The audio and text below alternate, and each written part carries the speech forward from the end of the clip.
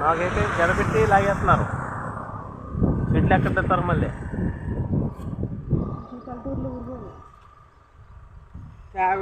గొడవ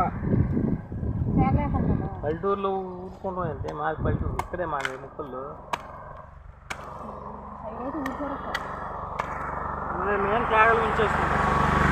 కేగలు పెంచుతారా? కార్తీక మాసం నాలుగు కేగలు అమ్ముతాం. ఆ కేగలు ఊరుకోరు.